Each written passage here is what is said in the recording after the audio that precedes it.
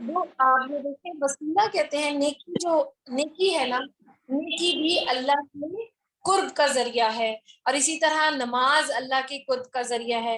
نبی صلی اللہ علیہ وسلم فرماتے ہیں کہ اے کعب، نماز قربت کا ذریعہ ہے، نیک اعمال وسیلہ ہے، تہجد جو ہے وہ قربت کا ذریعہ ہے، اور اسی طرح قرآن سے تعلق قربت کا ذریعہ ہے۔ رسول صلی اللہ علیہ وسلم نے فرمایا بے شک کچھ لوگ اللہ والے ہیں۔ صحابہ نے عرض کیا اے رسول اللہ وہ کون ہے؟ آپ صلی اللہ علیہ وسلم نے فرمایا قرآن والے اہل اللہ ہیں اور اس کے خاص لوگ ہیں، یعنی جو قرآن پڑھتے ہیں وہ اللہ والے ہیں۔ اور اسی طرح ہم نے جو یہ شریعت کا نفاذ کا بات کی تھی، اس میں یہ تھا کہ شریعت کس لیے نافذ ہوتی ہے؟ تین چیزیں میں نے بتائی تھی کہ آپ کی عزت کی حفاظت ہو، آپ کی جان کی حفاظت ہو، اور آپ کے مال کی حفاظت ہو۔ ماشاء اللہ، بارک اللہ۔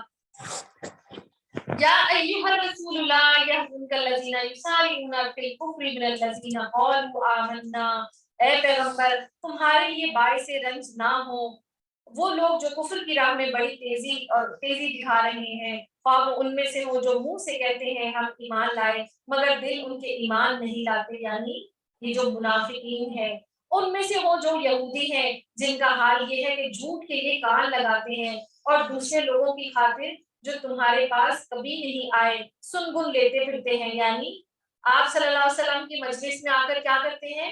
صرف بیٹھے رہتے ہیں سن گن لینے کے لیے کہ کیا اب جو ہے نا وہ عمل ہوگا، ان کی جنگ کی کیا اسٹریٹجیز ہے، مسلمانوں نے کیا کرنا ہے، تو وہ ساری باتیں سننے کے لیے آتے ہیں۔ کتاب اللہ کے الفاظ کو ان کا صحیح محل متعین ہونے کے باوجود اصل معنی سے پھیر دیتے ہیں اور لوگوں سے کہتے ہیں کہ اگر تمہیں یہ حکم دیا جائے تو مانو، نہیں تو نہ مانو، یعنی لوگوں کو خود چلتے پھرتے کہتے رہتے ہیں کہ چاہے تو مان لو چاہے تو نہ مانو۔ جسے اللہ ہی نے فتنے میں ڈالنے کا ارادہ کر لیا ہو اس کو اللہ کی گرفت سے بچانے کے لیے تم کچھ نہیں کر سکتے، یعنی نبی صلی اللہ علیہ وسلم کو کہا جا رہا ہے کہ اگر اللہ نے ان لوگوں کو نہیں ہدایت دینی اور فتنے میں ڈالنا ہے تو تم کچھ بھی نہیں کر سکتے۔ یہ وہ لوگ ہیں جن کے دلوں کو اللہ نے پاک نہیں کرنا چاہتا، ان کے لیے آپ دیکھیں کتنی تکلیف دہ بات ہے نا کہ جو قیامت کے دن اللہ کچھ لوگوں کو نا پاک کر دے گا، ان کے گناہوں کو معاف کر دے گا۔ اللہ ہمیں ان لوگوں میں شامل کر دے، آمین۔ لیکن ایسے بہت سارے لوگ ہیں کہ اللہ جن کی طرف دیکھنے کے اس کو ارادہ نہیں کرے گا اور ان کو پاک بھی نہیں کرے گا۔ تو ہم تو ایسے ہیں نا کہ ہم تو چاہتے ہیں اللہ ہمیں پاک کر دے، تو ہمیں پھر ایسے کام کرنے چاہیے کہ اللہ ہمیں پاک کر دے۔ ان کے لیے دنیا میں رسوائی ہے اور آخرت میں سزا ہے۔ یہ جھوٹ، یہ کیا کرتے ہیں؟ سنگن لیتے ہیں جھوٹ سننے کے لیے اور آپس میں سرگوشیاں جو ہے نا وہ کرتے ہیں اور دوسروں کو کہتے ہیں یہ جھوٹ سننے والے اور حرام کے مال کھانے والے ہیں۔ لہٰذا ہمیں اپنی زندگیوں میں جھوٹ سے اور حرام سے بچنا چاہیے۔ لہٰذا اگر یہ تمہارے پاس اپنے مقدمات لے کر آئے تو تمہیں اختیار ہے، یعنی یہ وہی معاملہ ہے زنا کا معاملہ، جب یہ لوگ آئے تھے جان بچانے کے لیے کہ آپ کی قرآن میں کیا لکھا ہے، تو زنا لکھا ہے یا رجم لکھا ہے، تو اس پر رجم تھا شادی شدہ کا، تو اس میں ان کو کہا جا رہا ہے کہ جب یہ تمہارے پاس اپنے فیصلے لے کر آئے تو تمہیں اختیار ہے کہ انہیں ان کا فیصلہ کر دو ورنہ پھر انکار کر دو۔ انکار کر دو، یہ تمہارا کچھ بھی نہیں بگاڑ سکتے، اور فیصلہ کرو تو پھر ٹھیک ٹھیک انصاف کے ساتھ فیصلہ کرو، اللہ انصاف کرنے والوں کو پسند فرماتا ہے۔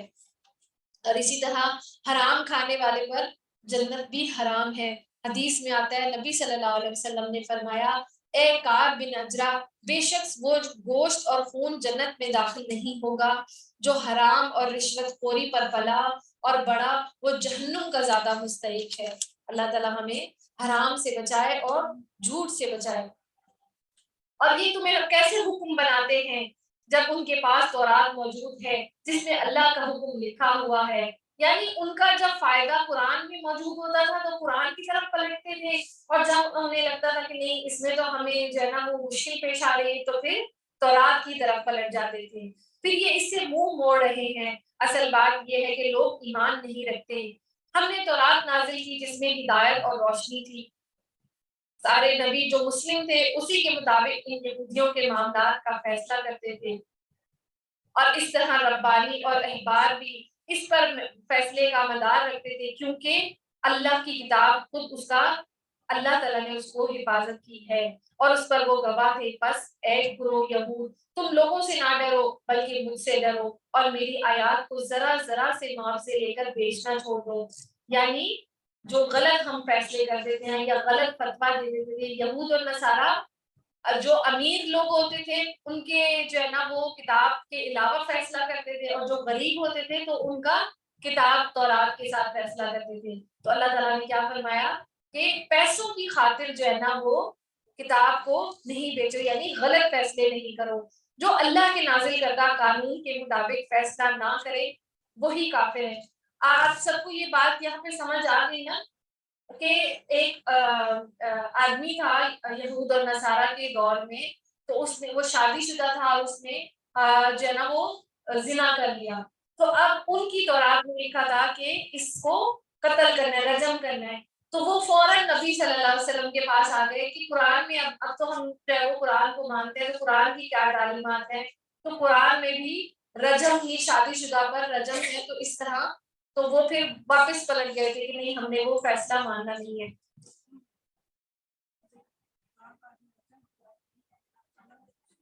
ایکسپٹ کیے، ہاں نافذ کروا دیا۔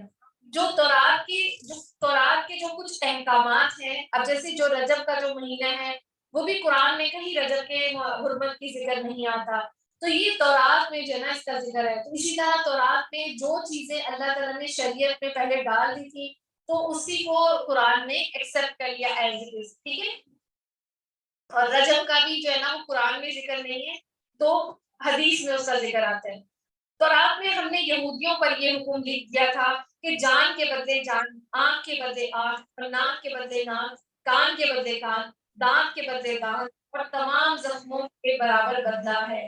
پھر جو قصاص کا صدقہ کر دے تو وہ اس کے لیے کفارہ ہے، یعنی جو پیسے دے کر وہ دے دے تو پھر اس کے لیے وہ کفارہ بن جاتا ہے۔ اور وہ لوگ اللہ کے نازل کردہ قانون کے مطابق فیصلہ نہیں کریں گے تو پھر وہ ظالم ہیں۔ جس نے جو بھی تکلیف پہنچائی ہے، اس نے ہاتھ توڑا ہے یا ہڈی توڑی ہے یا دانت توڑا ہے یا آنکھ توڑی ہے، تو پھر اس بندے کی بھی وہی چیز کو توڑا جائے گا۔ اسی طرح جس کی اعضاء پر بھی قصاص ہے، معاف کرنا جو ہے وہ قصاص بہتر ہے۔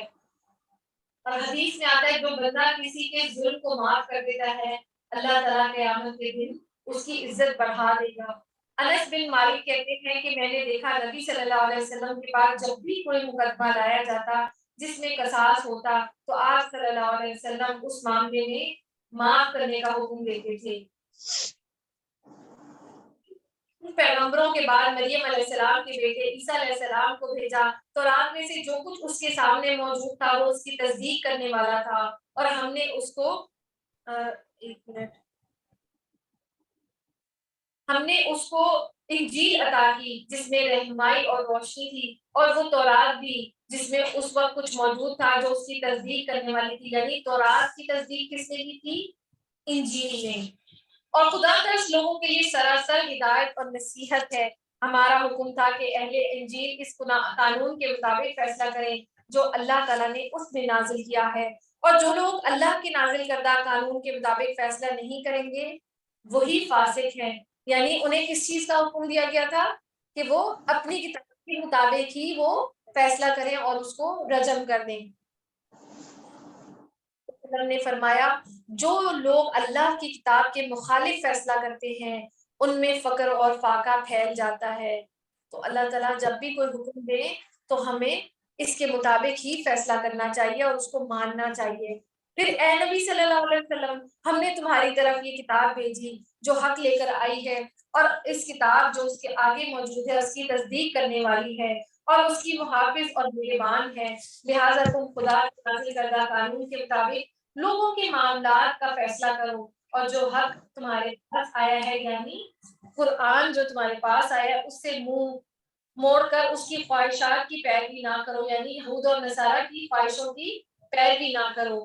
ہم نے تم کو انسانوں میں سے ایک کے لیے ایک شریعت اور ایک راہ عمل مقرر کر دیا، اگرچہ تمہارا خدا چاہتا تو سب کو ایک ہی امت بنا دیتا، یعنی اللہ چاہتا تو تمام دنیا کے انسان جو ہے ایک ہی شریعت پر عمل کرتے اور ایک ہی امت میں پیدا ہوتے، لیکن اس نے یہ اس لیے کیا کہ جو کچھ اس نے تم لوگوں کو دیا ہے اس میں تمہاری آزمائش کرے، لہٰذا بھلائیوں میں ایک دوسرے کو ٹکر لے جانے کی کوشش کرو، فاستبقوا الخیرات یعنی نیکیوں میں بھاگ دوڑ کرو اور سبقت لے جاؤ، آخر کار تم سب کو خدا کی طرف پلٹ کر جانا ہے، پھر وہ تمہیں اصل حقیقت بتا دے گا جس میں تم اختلاف کرتے ہو، یعنی جتنی بھی مخالفتیں ہو رہی ہیں پھر قیامت کے دن وہ ساری واضح ہو جائیں گی۔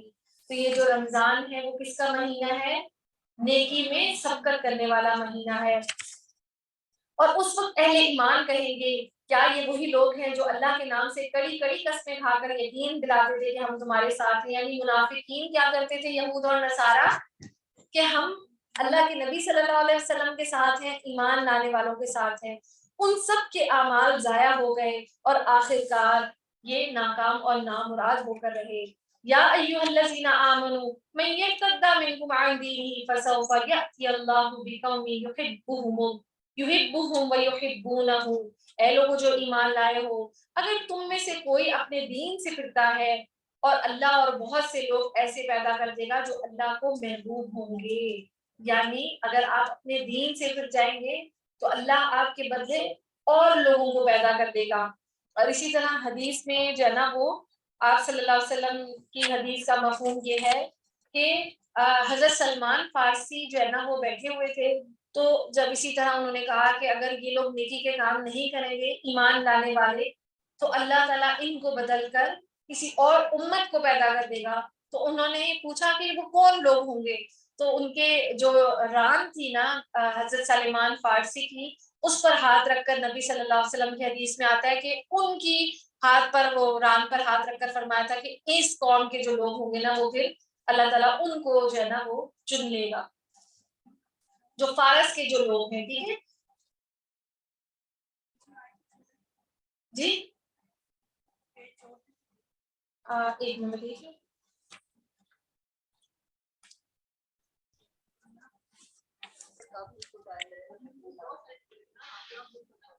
اصل میں میں نے گلوز پہنے ہیں نا، آپ چیک کر لیں 48، ہاں ایک پیج چھوٹ گیا، ایک پیج چھوٹ گیا، جزاک اللہ۔ اے نبی صلی اللہ علیہ وسلم تم اللہ کے نازل کردہ قانون کے مطابق آیت نمبر 49 ان لوگوں کے معاملات کا فیصلہ کرو، ان کی خواہشات کی پیروی نہ کرو، ہوشیار رہو کہ یہ لوگ تم کو فتنے میں ڈال دیں، اس ہدایت سے ذرہ برابر منحرف نہ کر پائیں، یعنی اللہ کے نبی صلی اللہ علیہ وسلم جو ہے وہ ٹھیک ٹھیک فیصلہ کر دے اور ان کی خواہشات کی پیروی نہیں کرے، اور وہ ان کی خواہشات کیا تھی کہ ان کی جان بچ جائے، اور اس میں جو خدا نے تمہاری طرف نازل کی ہے پھر اگر یہ اس سے منہ موڑے تو جان لو اللہ نے ان سے بعض گناہوں کی پاداش میں ان کو مبتلا مصیبت کرنے کا ارادہ ہی کر لیا ہے، اور حقیقت یہ ہے کہ ان لوگوں میں سے اکثر لوگ فاسق ہیں، تو کیا پھر جاہلیت کا فیصلہ چاہتے ہیں، حالانکہ جو لوگ اللہ پر یقین رکھتے ہیں ان کے نزدیک اللہ سے بہتر فیصلہ کرنے والا کون ہو سکتا ہے۔ اے لوگوں جو ایمان لائے ہو یہودیوں اور عیسائیوں کو اپنا رفیق نہ بناؤ، یہ آپس ہی میں ایک دوسرے کے رفیق ہیں، اور اگر تم میں سے کوئی ان کو اپنا رفیق بناتا ہے، آپ دیکھیں ہمیں یہود اور نصارہ کو دوست نہیں بنانا، اور اگر کوئی بناتا ہے تو اس کا شمار بھی پھر انہی میں سے ہوتا ہے، اور اب یہ کیا نیا وہ لوگ کیا کہنے لگے ہیں کہ بھئی ہمارا تو فلانا دوست وہ امریکہ میں اور اس طرح بیٹھا ہوا ہے، وہ ہمارا دوست ہے، ہم تو بڑے بڑے عہدیداروں کو جانتے ہیں، تو یہ جو ہے نا وہ خوشخبری کی یا فخر کی بات نہیں ہے۔ لوگوں کے روایت اچھے ہوتے ہیں، ہاں آپ دیکھیں کہ یہود اور نصارہ جو ہے نا وہ اخلاقی طور پر آپ کو بہت اچھے لگیں گے، اور وہ واقعی میں جو باہر کے جو لوگ ہیں ان میں اخلاقی جو ہے نا وہ ایٹیکیٹس جو ہے نا وہ بہت اچھے ہیں، وہ آپ کے ساتھ بڑا اچھا سلوک کریں گے، تحفے تحائف دیں گے، آپ کو امپریس کریں گے، لیکن اصل میں ان کے عقیدوں میں کمزوری ہے، تو ہم مسلمانوں کو اپنے اخلاقی طور پہ ہمیں بھی سنوارنا چاہیے اور اپنے آپ کو تو ان سے بچنا چاہیے، کیونکہ وہ ہمارے اندر کیا کریں گے اپنے عقیدے کی ڈال دیں گے، اور اسی طرح یہ جو قادیانی ہیں اس کے بارے میں بھی کہا جاتا ہے کہ یہ جو ہے نا بہت اچھے ایٹیکیٹس کے مالک ہوتے ہیں، تو مسلمان ان کے اخلاق سے متاثر ہو کر پھر اپنا دین جو ہے نا وہ کھو دیتا ہے. ٹھیک ہے. اور اسی طرح یہ خاص طور پر کس کو اٹیک کرتے ہیں؟ یہ قادیانی لوگ. لڑکیاں جو خوبصورت لڑکیاں ہیں نا وہ لڑکوں سے دوستیاں کرتی ہیں تو لوگ لڑکے آپس میں محبت میں اپنے دین کو بھلا دیتے ہیں. تو یہ ان کی سازش ہوتی ہے کہ ہم نے کس طرح اپنے دین میں لوگوں کو لے کر آنا ہے. تو اخلاق کی طور پر وہ جو ہے نا وہ وار کرتے ہیں. تو ہمیں ان کو اپنا دوست نہیں بنانا. یقیناً اللہ ظالموں کو اپنی رہنمائی سے محروم کر دیتا ہے. تم دیکھتے ہو کہ جن کے دلوں میں نفاق کی بیماری ہے وہ انہی میں دوڑ دھوپ کرتے پھرتے ہیں. ہمیں ڈر لگتا ہے کہ کہیں ہم کسی مصیبت کے چکر میں نہ پھنس جائیں. یعنی جو مدینے میں جو منافقین تھے ان کے بارے میں ذکر ہے. مگر بعید نہیں کہ اللہ جب تمہیں فیصلہ کن فتح بخشے گا یا اپنی طرف سے کوئی اور بات ظاہر کر دے گا. تو آپ دیکھیں جب جو ہے وہ ہجرت کے بعد جو ہے وہ جنگ بدر ہوئی پھر جنگ احد ہوئی تو اس طرح اللہ تعالیٰ نے خوشخبریوں میں خوشخبریاں دی. پھر مکہ بھی فتح ہو گیا تو اللہ تعالیٰ اپنا فیصلہ جو ہے نا وہ اللہ تعالیٰ نے کر دیا تھا. تو یہ لوگ اپنے اس نفاق پر جسے یہ دلوں میں چھپائے ہوئے ہیں نادم ہوں گے اور اس وقت اہل ایمان کہیں گے کیا یہ وہی لوگ ہیں جو اللہ کے نام سے کڑی کڑی قسمیں کھا کر یقین دلاتے تھے کہ ہم تمہارے ساتھ ہیں. یعنی جب جنگ کا موقع آتا تھا تو پیچھے ہٹ جاتے تھے اور جب فتح ہوتی تھی تو کہتے تھے ہم تو تمہارے ساتھ ہی ہیں. ان سب کے اعمال ضائع ہو گئے اور آخر کار یہ ناکام اور نامراد ہو گئے. اور اے لوگوں جو ایمان لائے ہو اگر تم میں سے کوئی اپنے دین سے پھرتا ہے اللہ بہت سے ایسے لوگ پیدا کر دے گا جو اللہ کو محبوب ہوں گے اور اللہ ان کو محبوب ہوگا. تو ہمیں بھی اللہ سے محبت کرنی چاہیے اور اللہ کے دین سے محبت کرنی چاہیے جو مومنوں پر نرم اور کفار پر سخت ہوں گے. تو آپ دیکھیں کہ ہمیں بھی مومنوں کے ساتھ نرمی کا معاملہ اختیار کرنا چاہیے اور کفار کے ساتھ سخت ہونا چاہیے. جو اللہ کی راہ میں جد و جہد کریں گے اور کسی ملامت کرنے والے کی ملامت سے نہیں ڈریں گے. یہ اللہ کا فضل ہے جسے چاہتا ہے عطا کرتا ہے. اللہ وسیع ذرائع کا مالک ہے اور سب کچھ جانتا ہے. تو اللہ کے فضل کی بات ہو رہی ہے تو اللہ تعالیٰ ہمیں اپنا فضل نصیب فرمائے. اللہم انا اسألک من فضلک. تمہارے رفیق تو حقیقت میں صرف اللہ اور اللہ کا رسول اور وہ اہل ایمان ہے جو نماز قائم کرتے ہیں. اب ہم نے دوست کن کو نہیں بنانا تھا؟ یہود اور نصارہ کو دوست نہیں بنانا. اب کس کو بنانا ہے؟ اللہ کو, اللہ کے رسول کو اور اہل ایمان کو. اور کس کو؟ جو نماز پڑھتے ہیں اور زکوٰۃ دیتے ہیں اور اللہ کے آگے جھکنے والے ہیں اور جو اللہ اور اس کے رسول اور اہل ایمان کو اپنا رفیق بنا لے تو اسے معلوم ہو کہ اللہ کی جماعت ہی غالب رہنے والی ہے. اب دیکھیں اپنے بچوں کو جو دوست اسکول میں جو کالج یونیورسٹی میں دوست بناتے ہیں تو ان کو بھی ہم نے یہی تلقین کرنی ہے کہ بیٹا آپ دوست ضرور بناؤ لیکن کن کو بناؤ؟ ان لوگوں کو بناؤ. پھر یہ کہ آپ کے جب اچھے دوست ہوں گے تو آپ کی زندگی بھی آسان ہو جائے گی اور آپ کو نیکی کے کام کرنے میں آسانی پیدا ہوگی. اے لوگوں جو ایمان لائے ہو تمہارے پیش رو اہل کتاب میں سے جن لوگوں نے تمہارے دین کو مذاق اور تفریح کا سامان بنا لیا انہیں دوسرے کافروں کو اپنا دوست اور رفیق نہ بناؤ. اللہ سے ڈرو اگر تم مومن ہو. یعنی اللہ تعالیٰ بار بار فرماتا ہے کہ ان لوگوں کو اپنا دوست نہ بناؤ. اور اللہ کی محبت کی علامت کیا ہے؟ رسول صلی اللہ علیہ وسلم نے فرمایا بے شک اللہ اسے بھی مال دیتا ہے جس سے وہ محبت کرتا ہے اور اسے بھی دیتا ہے جس سے وہ محبت نہیں کرتا لیکن صرف ایمان اس کو دیتا ہے جس سے وہ محبت کرتا ہے. تو الحمدللہ اللہ تعالیٰ کی توفیق سے اللہ تعالیٰ نے ہم سب کو ایمان دیا ہے تو اللہ ہم سب سے محبت کرتا ہے. تو ہمیں چاہیے ہم بھی اللہ سے زیادہ اللہ کے رسول صلی اللہ علیہ وسلم سے زیادہ محبت کرے اور اہل ایمان سے محبت کرے. اور جب تم نماز کے لیے منادی کرتے ہو تو وہ اس کا مذاق اڑاتے ہیں اور اس سے کھیلتے ہیں. اس کی وجہ یہ ہے کہ وہ عقل نہیں رکھتے. ان سے کہو اے اہل کتاب تم جس بات پر ہم سے بگڑے ہو اس کے سوا اور کیا ہے؟ ہم اللہ پر اور اس کے دین پر اس کی تعلیم پر ایمان لے آئے ہیں جو ہماری طرف سے نازل ہوتی ہے. اور ابھی بھی آپ دیکھ لیں کہ نماز کے بارے میں کتنے یہ لوگ جو ہے وہ مذاق کرتے ہیں. کانوں میں انگلیاں گھسیٹتے ہیں کیا ہمیں سونے نہیں دیتے, ہر وقت جو ہے وہ اذان کی آواز آ رہی ہے. نعوذ باللہ. اور یہ جو ہے وہ کتنا یہود اور نصارہ جو ہے وہ اذان کے بارے میں مذاق کرتے ہیں, نماز کے بارے میں مذاق کرتے ہیں کہ تم لوگ یہ کیا اٹھن بیٹھن کر رہے ہو یا یوگا کر رہے ہو. تو اللہ تعالیٰ کی یہ جو نماز بھی اللہ کا شاعر ہے، اللہ کے شعار ہیں، اور ہم سے پہلے بھی نازل ہوئی اس کتاب پر بھی ایمان لاتے ہیں، اور اس سے پہلے جو نازل ہوئی اس پر بھی ایمان لاتے ہیں، اور تم میں سے اکثر لوگ فاسق ہیں۔ پھر کہو فاسق کون ہوتا ہے؟ جو اللہ کی نافرمانی کرتا ہے۔ پھر کہو کیا ان لوگوں کی نشاندہی کروں جن کا انجام خدا کے ہاں فاسقوں کے انجام سے بھی بدتر ہے؟ وہ جن پر خدا کی لعنت، جن پر اس کا غضب ٹوٹا، جن سے بندر اور سور بنائے گئے، جنہوں نے طاغوت کی بندگی کی، ان کا درجہ اور بھی زیادہ برا ہے، اور وہ سوا سبیل سے بہت زیادہ بھٹکے ہوئے ہیں۔ اور آپ دیکھیں کہ کچھ لوگ جو ہے نا وہ نماز کے علاوہ اللہ کی اور باقی جو جس سے اللہ یاد آ جاتا ہے ان کا مذاق اڑاتے ہیں، رمضان کا مذاق اڑاتے ہیں، یا حجاب کا مذاق اڑاتے ہیں، مسلمان کی داڑھی کا مذاق اڑاتے ہیں۔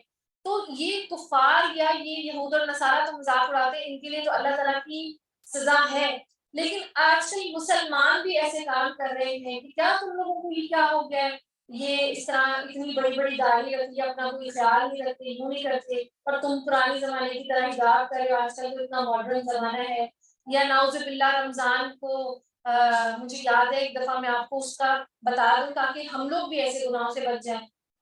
رمضان میں ایسے نا کوئی بات ہوئی تھی، پکوڑوں کی بات ہوئی تھی کہ جب رمضان آتا ہے تو پکوڑے یاد آ جاتے ہیں، تو یہ بات میں نے ایسے شیئر کر دی۔ اس سے میرے استاد نے جو ہے نا مجھے تنبیہ کی کہ آپ نے جو ہے نا وہ کفر کیا ہے، تو میں نے سوچا کہ میں نے تو اتنی وہ بات نہیں کی، تو انہوں نے کہا آپ نے رمضان جو ہے نا وہ اس کا مذاق اڑایا، تو پھر آپ اگر توبہ نہیں کریں گے تو آپ کو گناہ ملے گا۔ تو پھر میں نے توبہ بھی کی، تو اس کے بعد سے میں نے یہ وہ کر دیا کہ میں نے کسی کا بھی مذاق نہیں اڑانا، قرآن کا، رمضان کا، ان چیزوں کا، چھوٹی سی چھوٹی چیز بھی، کہ جیسے آپ کسی کو کہہ دیں کہ اس کی داڑھی کیسی لگ رہی ہے، تو یہ بھی جو ہے نا وہ کفر ہو جاتا ہے، ٹھیک ہے جی۔ اور جب یہ تم لوگوں کے پاس آتے ہیں تو کہتے ہیں ہم ایمان لائے، حالانکہ کفر لیے ہوئے آئے ہیں اور کفر ہی لیے ہوئے واپس گئے، اور اللہ خوب جانتا ہے جو کچھ یہ دلوں میں چھپائے ہوئے ہیں۔ اور اب ہم کیسے کفر کرتے ہیں؟ ہم ایک نماز پڑھتے ہیں، دوسری نماز چھوڑ دیتے ہیں تو ہم کفر کر لیتے ہیں، پھر تیسری نماز پڑھتے ہیں تو ایمان لے آتے ہیں، پھر چوتھی نماز پڑھتے ہیں تو چوتھی نماز چھوڑتے ہیں تو کفر کرتے ہیں، یعنی ایمان کے بعد کفر، پھر کفر کے بعد ایمان، پھر ایمان کے بعد کفر۔ تو اللہ تعالیٰ ہمیں ایسی جو ہے نا حالت سے بچائے۔ تم دیکھتے ہو کہ ان میں سے بکثرت لوگ گناہ اور زیادتی اور ظلم کے کاموں میں دوڑ دھوپ کرتے ہیں اور حرام کے مال کھاتے ہیں، بہت بری حرکات ہیں جو کر رہے ہیں، کیونکہ ان کے علماء اور مشائخ انہیں گناہ پر زبان کھولنے اور حرام کھانے سے نہیں روکتے تھے۔ یقیناً بہت ہی برا کارنامہ زندگی ہے جو کر رہے ہیں، اور برائی سے منع نہ کرنے والا بھی اس گناہ میں شریک ہو جاتا ہے۔ رسول صلی اللہ علیہ وسلم نے فرمایا جب تم اذان سنو تو وہی کلمات کہو جو مؤذن کہتا ہے، یعنی پہلے آپ نے اذان کو خاموشی سے سننا ہے، جب وہ بیچ میں نا ایک گیپ آ جاتا ہے، وہ بولتے ہیں نا حی علی الصلاۃ، پھر وہ رک جاتے ہیں، تو تب آپ اس کو جواب دیں گے، اور پھر اذان کے بعد جو ہے وہ دعا کرنی ہے۔ اسی طرح عبداللہ ابن عمر ابن عاص کہتے ہیں کہ نبی صلی اللہ علیہ وسلم کو بیان کرتے ہوئے سنا جب تم مؤذن کو سنو تو اسی طرح کہو جس طرح وہ کہتا ہے، ٹھیک ہے۔ تو اور خاص طور پہ کہا جاتا ہے کہ نماز اذان کے بعد جو ہے وہ دعا بھی قبول ہوتی ہے۔ اور یہودی کہتے ہیں وقالت الیہود، یہودی کہتے ہیں اللہ کے ہاتھ بندھے ہوئے ہیں، باندھے گئے ان کے ہاتھ، اور لعنت پڑی، یعنی اللہ تعالیٰ جو ہے وہ پیسے مانگتا ہے یا ہمیں پیسے، وہ اللہ تعالیٰ کہتے ہیں نا قرض حسنہ دو، تو اس کا مذاق اڑاتے ہیں، تو اللہ تعالیٰ فرما رہا ہے کہ ان کے ہاتھ جو ہے نا وہ باندھ دیے گئے اور لعنت پڑی ان پر اس بکواس کی بدولت جو وہ یہ کر رہے تھے۔ اللہ کے ہاتھ تو کشادہ ہے، جس طرح چاہتا ہے خرچ کرتا ہے، اور اللہ کے خزانے میں تو آج تک کوئی سوئی برابر بھی کمی نہیں ہوئی ہے۔ حقیقت یہ ہے کہ جو کلام تمہارے رب کی طرف سے تم پر نازل ہوا وہ ان میں سے اکثر لوگوں کی سرکشی اور باطل پرستی میں الٹے اضافے کا موجب بنا، اور ہم نے ان کے درمیان قیامت تک کے لیے عداوت اور دشمنی ڈال دی ہے، یعنی اب ان لوگ یہ جو آپس میں یہ ایک دوسرے کے دشمن بنے ہیں، جب کبھی یہ جنگ کی آگ بھڑکاتے ہیں اللہ اس کو ٹھنڈا کر دیتا ہے، یہ زمین میں فساد پھیلانے کی کوشش کرتے ہیں، یعنی ان کا مقصد کیا ہے؟ کسی طرح جو ہے نا زمین میں فساد مچے، مگر اللہ فساد برپا کرنے والوں کو ہرگز پسند نہیں کرتا۔ اور اگر اس سرکشی کے بجائے یہ اہل کتاب ایمان لے آتے اور خدا ترسی کی روش اختیار کرتے تو ہم ان کی برائیاں ان سے دور کر دیتے اور ان کو نعمت بھری جنتوں میں پہنچاتے۔ کاش انہوں نے تورات اور انجیل اور ان دوسری کتابوں کو قائم کیا ہوتا جو ان کے رب کی طرف سے ان کے پاس بھیجی گئی تھی۔ ایسا کرتے تو ان کے لیے اوپر سے رزق برستا اور نیچے سے ابلتا، یعنی جو زمین سے جو آپ کو رزق ملتا ہے وہ بھی تو اللہ کی طرف سے ابلتا ہی ہے نا۔ تو یہ اسی طرح ہے کہ اللہ آسمان سے رزق برساتا، یعنی آسمان سے بارش برساتا، اور بارش کے ذریعے زمین جو ہے وہ اپنی پیداوار اگل دیتی۔ اگرچہ ان میں سے کچھ لوگ راست رو بھی ہیں لیکن ان کی اکثریت سخت بدعمل ہے۔ اور اے پیغمبر یا ایھا الرسول بلغ ما انزل الیک من ربک، اے پیغمبر جو کچھ تمہارے رب کی طرف سے تم پر نازل کیا گیا ہے وہ لوگوں تک پہنچا دو۔ اگر ایسا نہ کیا تو اس کی پیغمبری کا حق نہ ادا نہ کیا۔ اور آپ دیکھیں اللہ کے رسول صلی اللہ علیہ وسلم نے کیا فرمایا تھا حجۃ الوداع کے موقع پر کہ میں نے پہنچا دیا، تم لوگ گواہ رہنا۔ تو اللہ کے نبی صلی اللہ علیہ وسلم نے اپنا حق ادا کر دیا۔ اب ہمیں چاہیے کہ ہم اپنا حق ادا کریں کہ ہم لوگوں تک اس دین کو پھیلا دیں۔ اللہ تم کو شر سے بچانے والا ہے، یقین رکھو کافروں کو تمہارے مقابلے میں کامیابی کی راہ ہرگز نہ دکھائے گا۔ صاف کہہ دو اے اہل کتاب تم ہرگز کسی اصل پر نہیں ہو جبکہ تورات اور انجیل اور ان دوسری کتابوں صحیح ہے اور ان دوسری کتابوں کو قائم نہ کرو جو تمہاری طرف تمہارے رب کی طرف سے نازل کی گئی، یعنی اب اللہ کے علاوہ جو قرآن کے علاوہ اور دوسری کسی کتاب پر عمل نہیں کیا جائے گا۔ ضرور ہے کہ یہ فرمان جو تم پر نازل کیا گیا ہے ان میں سے اکثر کی سرکشی اور انکار اور زیادہ بڑھا دے گی، یعنی اب جو قرآن نازل کیا گیا ہے تو جو یہ یہود اور نصارہ ہے یہ اور سرکشی پر ابھر آئے ہیں۔ اور ایسے ہی ہوا تھا نا کہ وہ تو حسد کرنے لگ گئے تھے کہ نبی صلی اللہ علیہ وسلم جو ہے نا وہ ہمارے اس میں سے کیوں نہیں آئے، اولاد میں سے۔ مگر انکار کرنے والوں کے حال پر کچھ افسوس نہ کرو، مسلمان ہو یا یہودی، سابی ہو یا عیسائی، جو بھی اللہ تعالیٰ ان کو کہہ رہا ہے کہ اگر وہ ان الذین آمنوا والذین هادوا والصابئون والنصارى من آمن بالله، یعنی اگر وہ یہودی ہو یا نصرانی ہو یا عیسائی ہو جو بھی اللہ اور روز آخر پر ایمان لائے اور نیک عمل کرے بے شک اس کے لیے نہ کوئی خوف ہوگا اور نہ کوئی غم ہوگا۔ یعنی یہودی جو حضرت موسیٰ علیہ السلام کے، اور عیسائی وہ جو عیسیٰ علیہ السلام کے، اور صابی وہ جن کا کوئی مذہب نہیں ہے، دین نہیں ہے۔ ہم نے بنی اسرائیل سے پختہ عہد لیا اور ان کی طرف سے بہت سے رسول بھیجے، مگر جب کبھی ان کے پاس کوئی رسول ان کی خواہش نفس کے خلاف کچھ لے کر آیا کسی نے ان کو جھٹلا دیا اور کسی کو قتل کر دیا۔ لیکن یہاں پہ بھی بات پختہ عہد کی ہو رہی ہے۔ ان سے کیا عہد دیا گیا تھا کہ آخر میں ایک رسول آئے گا تو اس کا ساتھ دینا ہے اور اپنے نزدیک یہ سمجھے کہ کوئی فتنہ رونما نہ ہوگا، اس لیے اندھے اور بہرے بن گئے۔ پھر اللہ تعالیٰ نے انہیں معاف کیا تو کیا ان میں سے اکثر لوگ اور زیادہ اندھے اور بہرے بنتے چلے جا گئے۔ اللہ ان کی ساری حرکات دیکھتا رہا۔ یقیناً کفر کیا ان لوگوں نے جنہوں نے کہا اللہ عیسیٰ مسیح ابن مریم ہی ہے، یعنی جو ان اللہ هو المسیح ابن مریم، یعنی حضرت عیسیٰ علیہ السلام جو ہے وہ خدا ہے۔ حالانکہ مسیح علیہ السلام نے کیا کہا تھا، اے بنی اسرائیل اللہ کی بندگی کرو جو میرا رب بھی ہے اور تمہارا رب بھی۔ یہ پہلے بھی ہم پڑھ چکے ہیں کہ انہوں نے کیا کہا تھا، اعبدوا اللہ ربی و ربکم، اور جس نے اللہ کے ساتھ کسی کو شریک ٹھہرایا اس پر اللہ تعالیٰ نے جنت حرام کر دی اور اس کا ٹھکانہ جہنم ہے، اور ایسے ظالموں کا کوئی مددگار نہیں ہے۔ یقیناً کفر کیا ان لوگوں نے جنہوں نے کہا تھا کہ اللہ تین میں ایک ہے، حالانکہ خدا کے سوا کوئی خدا نہیں ہے۔ اگر یہ لوگ اپنی ان باتوں سے باز نہ آئے تو ان میں سے جس نے کفر کیا اس کو دردناک سزا دی جائے گی۔ پھر کیا یہ اللہ سے توبہ نہ کریں گے اور اس سے معافی نہ مانگیں گے؟ اللہ بہت درگزر فرمانے والا اور رحم فرمانے والا ہے۔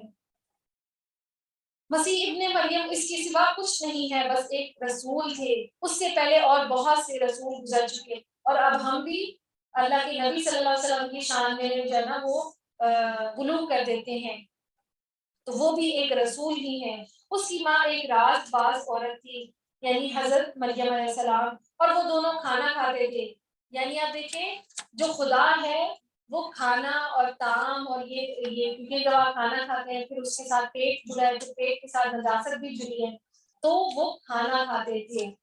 اور دیکھو ہم کس طرح ان کے سامنے حقیقت کی نشانیاں واضح کرتے ہیں، پھر دیکھو یہ کدھر الٹے پھرتے جا رہے ہیں۔ ان سے کہو کیا تم اللہ کو چھوڑ کر اس کی پرستش کرتے ہو؟ اور آپ دیکھیں جو اللہ ہے اس کی کیا کوالٹی ہے؟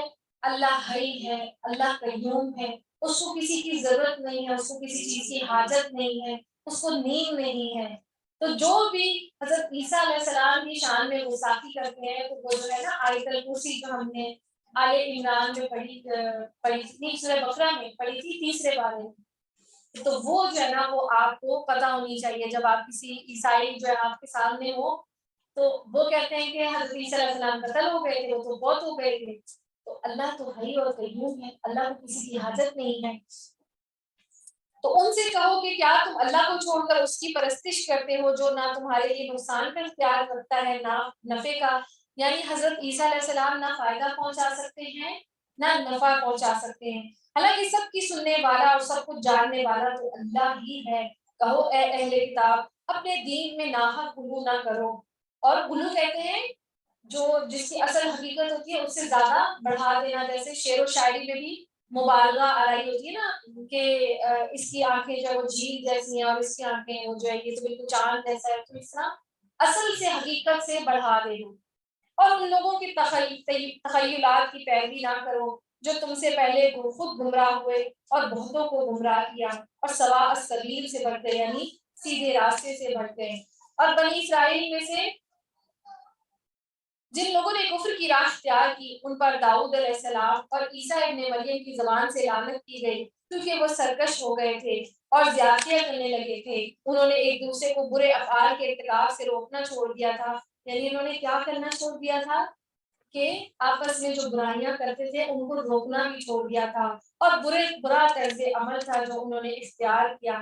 آج تم ان میں سے بکثرت ایسے لوگوں کو دیکھتے ہو جو اہل ایمان کے مقابلے میں کفار کی حمایت اور رفاقت کرتے ہیں، اور آپ دیکھیں ابھی بھی یہی ہو رہا ہے کہ ہماری جو سارے جو بڑے بڑے عہدیدار لوگ ہیں ان کی رفاقت اور محبت غیر مسلموں کے ساتھ ہے۔ یقیناً بہت برا انجام ہے جس کی تیاری ان کے نفسوں نے ان کے لیے کی ہے، اللہ ان پر غضبناک ہو گیا اور وہ دائمی عذاب میں مبتلا ہونے والے ہیں۔ اگر فی الواقع یہ لوگ اللہ اور پیغمبر اور اس کی چیز کے ماننے والے ہوتے، یعنی قرآن کے ماننے والے ہوتے، تو کبھی کافروں کو اپنا رفیق نہ بناتے، مگر ان میں سے تو بیشتر لوگ خدا کی اطاعت سے نکل چکے ہیں۔ تم اہل ایمان کی عداوت میں سب سے زیادہ، اور آپ دیکھیں لعنت کے اسباب کیا ہیں کہ پیغمبروں کی نافرمانی کرنا، ان کو ناحق قتل کرنا، حد سے بڑھنا اور برائی سے نہ روکنا۔ اسی طرح حدیث میں آتا ہے کہ عبد الرحمن بن حضر بیان کرتے ہیں کہ مجھے اس نے جس نے نبی صلی اللہ علیہ وسلم کو یہ فرماتے ہوئے سنا تو انہوں نے کیا کہا، میری امت میں ایسے لوگ بھی آئیں گے جنہوں پہلوں کی طرح ثواب ملے گا، ان کی امتیازی صرف یہ ہوگی کہ وہ برائی کا انکار کریں گے، یعنی جیسے پہلے کے لوگ ایمان والے تھے اور ان کو ثواب ملتا تھا، تو اب جو برائی سے روکنے والے ہیں وہ پہلوں کی طرح ان کو اجر ملے گا۔ تم اہل ایمان کی عداوت میں سب سے زیادہ سخت یہود اور مشرکین کو پاؤ گے، اور آپ دیکھیں کہ یہود اور نصارہ جو ہے نا وہ مسلمانوں سے دشمنی میں اتنے سخت ہیں اور اتنی اذیت پہنچاتے ہیں، یعنی سخت ہیں، اس وقت ان کو انسان کا رشتہ نہیں یاد آتا، اور انہوں نے ایسی کیا اس کو کیا کہتے ہیں جنگی سامان بنائے ہیں کہ ایک نا گولی کو میں نے دیکھا تھا کہ جو گولی ہے نا وہ جس کو مارا جائے تو اس کے جسم میں جا کر نہ خاص طور پہ ٹانگ میں یا جسم میں تو وہ اندر جا کر نہ کھل جاتی ہے، اور جب وہ کھل جاتی ہے تو وہ پورا جو جسم ہے وہ ضائع ہو جاتا ہے۔ تو وہ جنگی جو سامان ہے ان کی بھی نا ایک وہ ہوتا ہے ایک مینجمنٹ ہے، وہ دیکھتی ہے کہ آیا یہ اس کو استعمال کرنا چاہیے یا نہیں استعمال کرنا چاہیے، تو مسلمانوں کے لیے یا تمام جو یہ یونائٹڈ نیشن ہے انہوں نے اس کو منع کر دیا کہ یہ استعمال نہیں کرنا اس گن کو، لیکن یہود اور نصارہ مسلمانوں پر اسی بندوق کو استعمال کرتے ہیں، اور فلسطین میں آپ دیکھ رہے ہوں گے شاید آپ نے خبروں میں دیکھا ہو کہ بہت سارے لوگ جو ہے ویل چیئر پہ بیٹھے ہوتے ہیں تو ان کی ٹانگیں جو ہے وہ اپاہج کر دیتے ہیں ان کو، تو اللہ تعالیٰ ہمیں معاف کرے۔ اور یہ لوگ مسلمانوں کو اذیت پہنچانے میں، تکلیف پہنچانے میں انسانیت سے زیادہ ان کے دل سخت ہے، ٹھیک ہے. اور ایمان لانے والوں کے لیے دوستی میں قریب ان لوگوں کو پاؤ گے جنہوں نے کہا تھا ہم نصارہ ہیں. یہ اس وجہ سے کہ ان میں عبادت گزار عالم اور تارک دنیا فقیر پائے جاتے ہیں اور ان میں غرور اور نفس نہیں ہے. یعنی ایک تو یہ کہ دشمن اتنے زیادہ ہیں اور کچھ ایسے ہیں جو دنیا چھوڑ کر، جیسے یہ جو عیسائی جو راہب بن جاتے ہیں نا، وہ تو پھر دنیا ہی چھوڑ دیتے ہیں. جو آپ پادری جو لوگ ہوتے ہیں، یعنی ان میں وہ نن بھی ہوتی ہیں جو عورتیں کہ وہ نہ شادی کرتی ہیں نہ بچے پیدا کرتی ہیں. تو پھر کچھ ایسے ہیں کہ انہوں نے سب کچھ ہی چھوڑ دیا جو ہے نا. تو اللہ تعالیٰ ہمیں جو ہے نا خاص طور پر یہود اور نصارہ سے جو ہے نا وہ دوستی جو ہے نا وہ نہیں کرنی ہے. بار بار یہ اس میں تاکید کی جا رہی ہے. آج ہمارا پارا الحمدللہ جو ہے نا وہ یہاں پر کمپلیٹ ہو گیا. انشاءاللہ کل ہم 7 پارا اسٹارٹ کریں گے. اللہ تعالیٰ ہمیں جو ہے نا وہ مسلمانوں کے ساتھ محبت کرنے والا اور انہی سے دوستی کرنے والا بنائے، اور خاص طور پر اللہ کے جو عہد ہیں ان کو پورا کرنے والا بنائے. وآخر دعوانا ان الحمد للہ رب العالمین. سبحانک اللہم و بحمدک اشہد ان لا الہ الا انت استغفرک و اتوب الیک. آمین یا رب العالمین. آپا آپ کا کوئی سوال تھا نا اینڈ میں؟ ہو گیا تھا؟ جو وہ جو ہے نا مسجدوں میں جیسے کراچی میں نے ایک زوم پہ تراویح کروا رہے تھے کوئی خالصہ، تو وہ پیچھے جانے لوگ اس کے سن کے بہت سے لوگ مطلب تراویحوں مسجد ہی میں نہیں گھر میں نہیں گھر میں تو نہیں مشکل ایسے نہیں کرنا. زوم پہ لگا نہیں زوم پہ بھی نہیں اور موبائل پہ بھی ٹی وی پہ بھی نہیں. یہ ایک سوال کیا ہے، بڑا ان کا اچھا سوال ہے کہ کچھ لوگ جو ہے نا وہ گھر میں نماز جو ہے نا وہ زوم پر یا کسی قاری صاحب کی تلاوت لگا کر تراویح پڑھتے ہیں. تو ایسا کرنا حدیث سے ثابت نہیں ہے. اور اسی طرح تراویح کے لیے آپ جو ہے نا وہ خود نماز پڑھیں یا نفل نماز پڑھیں اور جو ہے نا وہ امام کے پیچھے نماز پڑھیں. ایسے الگ سے جو یہ طریقہ یہ پھر بدعت میں شامل ہو جائے گا. ٹھیک ہے.